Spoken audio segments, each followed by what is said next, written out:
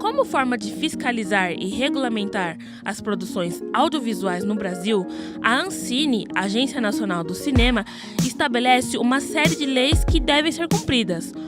Uma delas é a Lei 3A. Essa lei que trata do incentivo fiscal para essa questão específica das atividades de audiovisual, ela foi criada em 1993 no governo do ex-presidente Fernando Collor de Mello. O artigo 3A ele foi incluído na lei em 2006 por uma outra lei.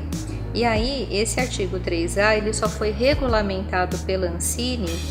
em 2008. Então, o que o artigo 3A faz? Ele possibilita que as TVs abertas, que as TVs por assinatura, que as grandes empresas de comunicação audiovisual,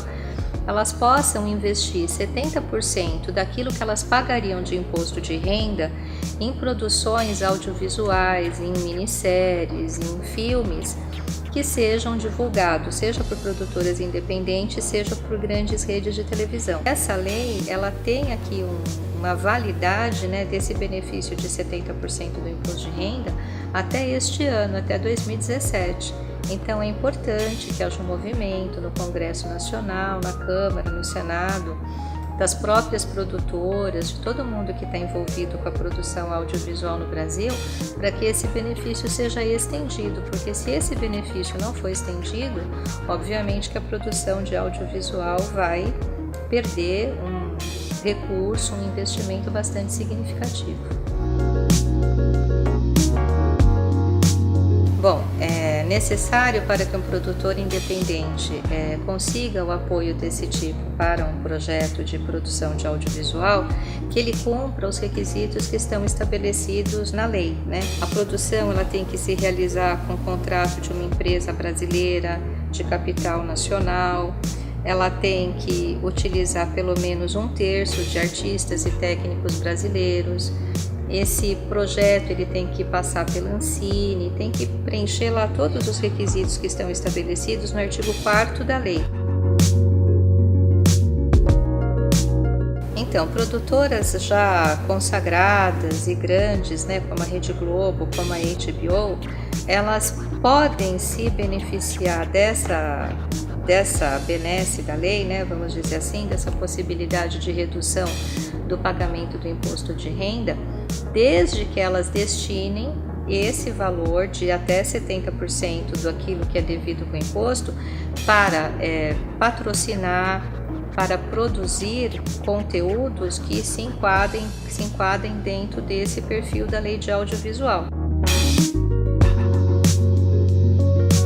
Então, eu penso que precisa sim, primeiro nesse aspecto que eu acabei de citar, que é a necessidade de que o prazo seja prorrogado, Então, uma lei dessa, no meu modo de ver, ela não poderia ter um prazo.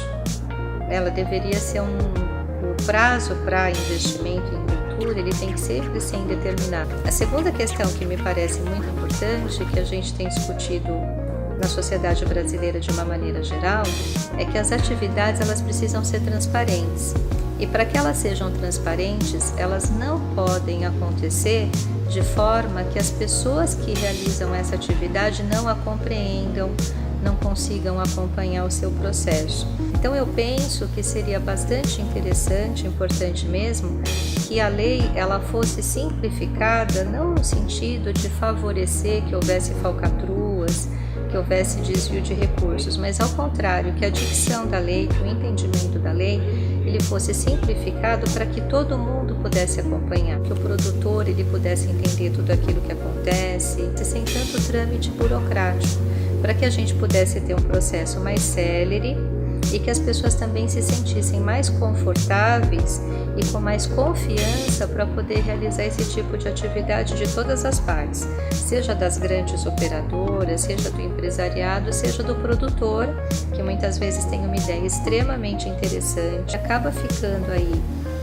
sem o incentivo, porque muitas vezes não consegue nem se preparar para preencher os requisitos da lei, porque eles são muito burocráticos e de difícil entendimento.